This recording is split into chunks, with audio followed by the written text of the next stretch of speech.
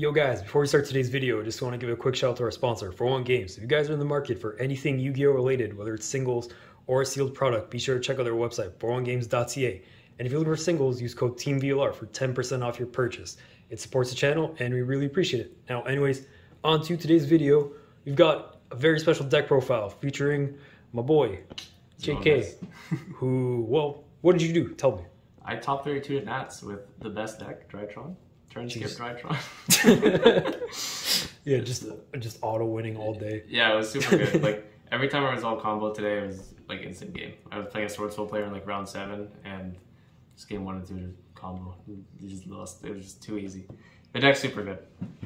So I'll just get into it then. Yeah, into the profile. Yeah. So we're maxing out on names because long events you need to see like as many names as possible. The math I did with this deck was I wanted to play as close to 40 cards as possible. I couldn't cut it down to 40 exactly. So I played 42 with 21 names, which felt really good, 50% names. So like, you literally have a 50% chance to draw a name every time you draw. And like a lot of the times I was drawing like off Griffin at the end of combo, I would draw a name. Delta would always like hit a name almost. And like it would just, this ratio is super good. Yeah, I wouldn't change it. You can't cut any names. I would honestly add a third Fafnir if I could, but playing that feels kind of bricky. Understandable. But for Spite format, I think it'd be worth it because like Fafnir is level interruption on their turn. So if you can like lower one level 2s to level 1, yeah, that's pretty good. Yeah, that makes sense. So I'm probably playing third Fafnir in the future. The secret effect of Fafnir. Yeah, no one knows about it. Yeah. These are the only fairies that we played because they're super bricky because they're not names and they're not rituals. A lot of people play 3 Diviner, but you only have 2 targets in your extra deck and it's like uber searchable. And drawing this is like really just worse than drawing Ben 10. And I'll show the rituals in a moment.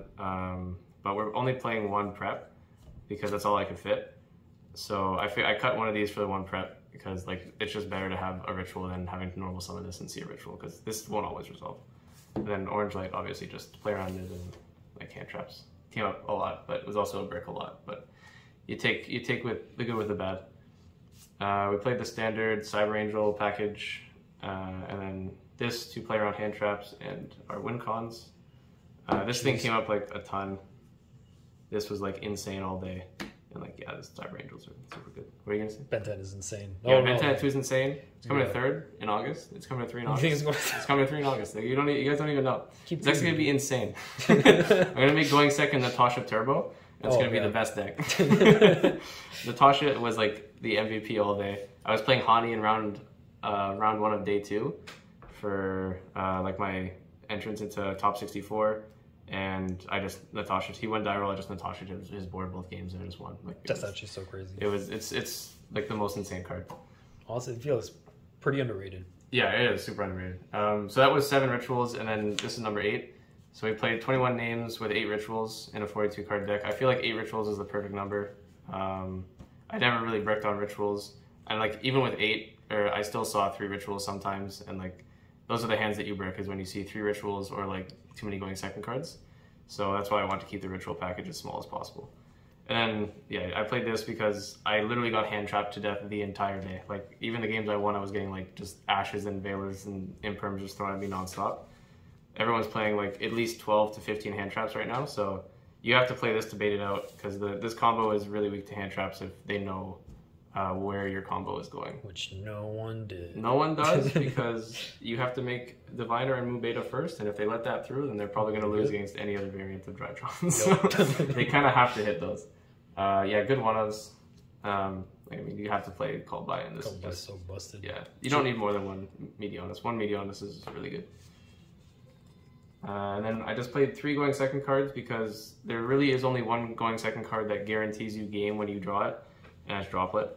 Like Dark Ruler, you can Dark Ruler them, but they're always going to have like a turn to live and probably follow up. And I really didn't want my opponent to play at all, so I either skip their turn or just Droplet them and just kill them that same turn. Yep. And then the one of Thunder Ruler because combo. This card is nuts. Yep. So it's 42 card main deck. I guess would I change anything? I was tempted to cut Ida 10, but I think the third Natasha steal is too good. And like I said, I was tempted to put in a third Fafnir. If I did that, I would probably just add an instant fusion and 1 talents and just bump the deck up to 45. But because then you're playing 22 names in a 45 card deck. But mathematically, it's pretty much the same. So it's just kind of personal preference if you want to play like a few more cards. Moving on to the extra deck, we got the regular XYZ package. These are all like pretty mandatory. I've seen some people cutting this, but 2 Mad Zeus was like insane all weekend. So I would keep this, and you kind of need these 3, so you can't really touch those.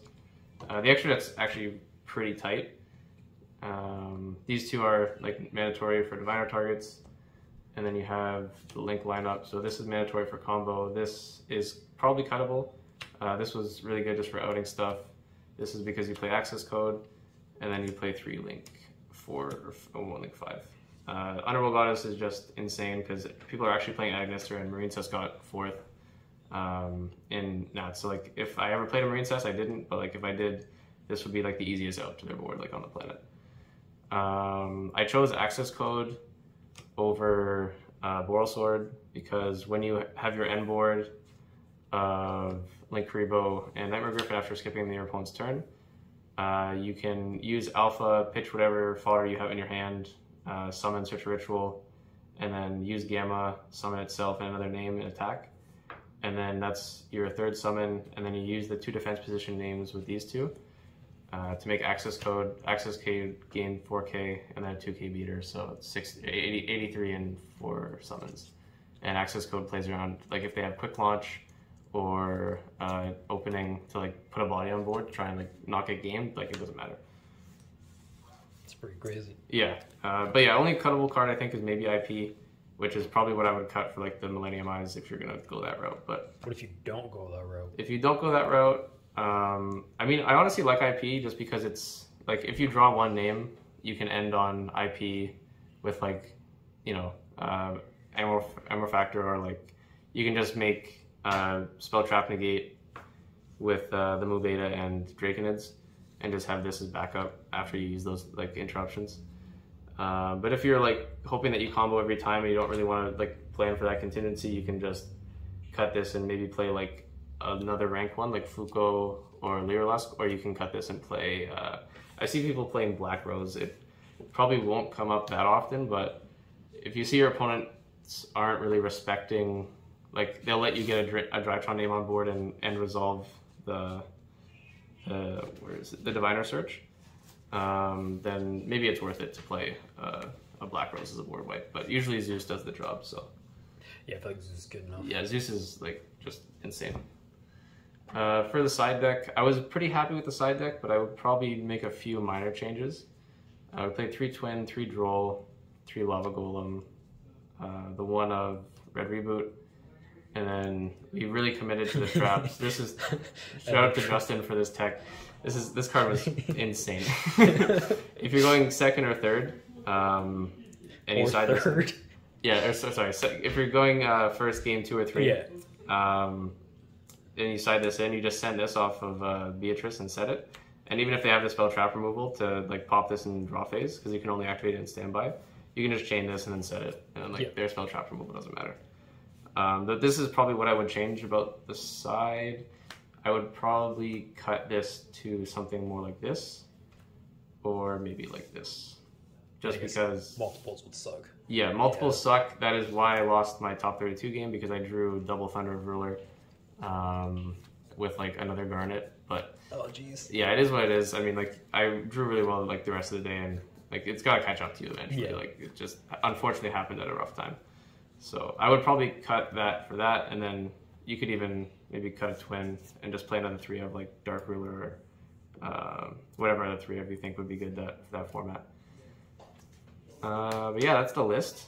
It worked super clean. I was very happy with it all weekend. Yeah, not really much I would change. I guess for matchups, round 1 was Agent Punk, which was like a free win. That's actually, I mean, good for that guy. Yeah, good for, he was trying that. He tried it, and it probably didn't work, but good for him for trying it. Round 2 was Flunder, which was just also a free win because they just skipped their turn. And he said, I quote at the end of that, that's more degenerate than anything my deck does, and it felt pretty good to hear that. From a Flunder player, yeah, 100%.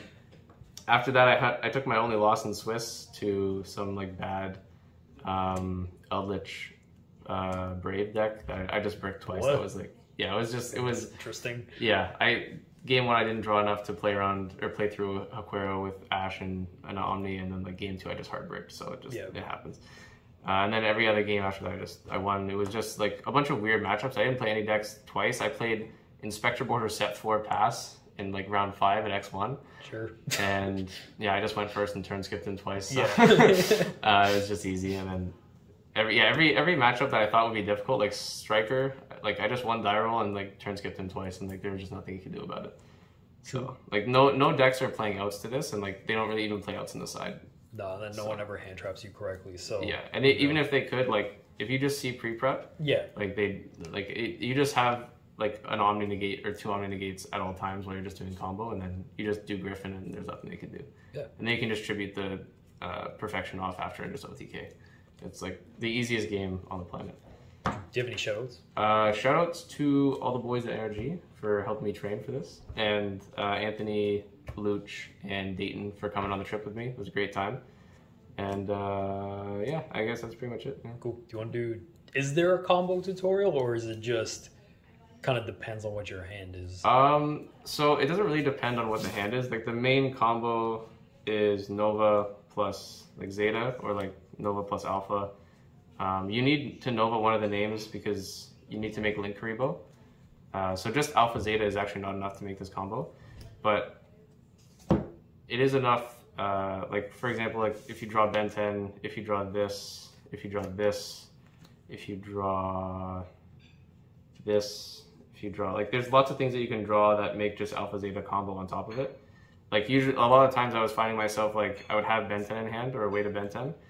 And then I would just add this off of the alpha, and then you can use this to summon the ammo factor because it's got 4K attack for the 2950. Because the main issue is you have to use 2 names to summon ammo factor, so you don't have the extra extender to get to Link Karibo.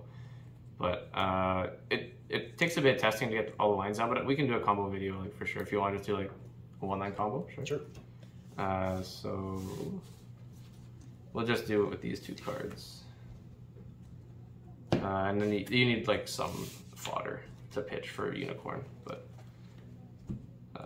so you go Nova, summoning out the Alpha, link off the Alpha for the Link Karibo,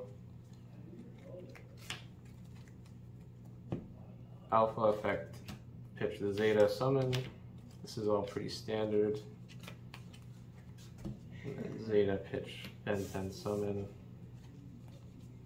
To grab your ritual spell and your diviner, and just throw this as a fodder card. So you can overlay for the Muveta. Muveta pitch Gamma.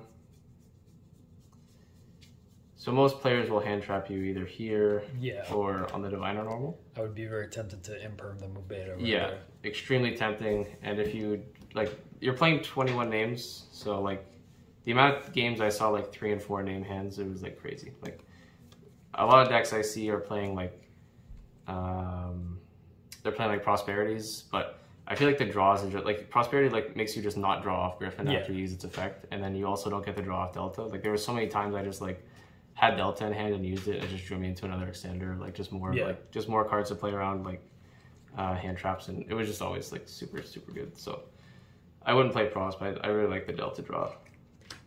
Arclight for the win condition, and then you go ahead and activate, attach to some of the Ben 10. I tried to find some lines where you could tribute Ben 10 and like add Ida 10, but it uses too many bodies, so you can't really go that route, unfortunately. Let me overlay for the Beatrice, and we dump our Thunder of Ruler. Wherever he is, there it is. We go ahead and use Medionis targeting Mubeta to add it back to hand. And then we Gamma, pitching this to summon 2. We activate the Meteonis using the material and the Mubeta since it has 1,000 attack for 3,000 attack to summon this. Make sure you declare the effect to activate and skip your opponent's main phase. Someone tried to shark me on that. We were playing silently like the whole duel. I pointed at it and then he said you didn't activate it. I was like, yeah, I did. Yeah. And then you just link all of the bodies for your copy of Nightmare Griffin.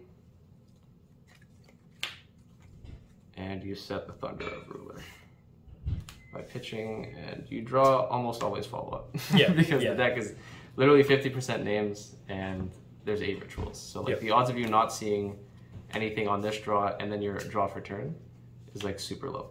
Yeah. And if you don't, like you have 2 other cards in your hand as well, because that was like 2 cards plus pitch. So yeah, that's the combo. Obviously, if you draw pre-prep, you do it differently, and like you summon the perfection here, so it is linked, and you don't, into yourself. Yeah. I did that like once or twice. But yeah, it's super consistent, super clean, and I think it's still really strong when Spike comes out, and like probably for a couple formats to come, depending on what cards get hit on the next list. But doubt they touch anything in Drytron. I don't think so. Yeah, I mean, I was like the highest in Nats with top 32, and I could see them even bringing Ben 10 to 3. If they do that, this deck just becomes like insane. Can't know about that, but that's some very wishful thinking. It is wishful thinking, but I'm manifesting it. I'm manifesting it. Anyways, guys, that was the deck profile. Let us know what you think, and Team VLR is out. Peace. Peace.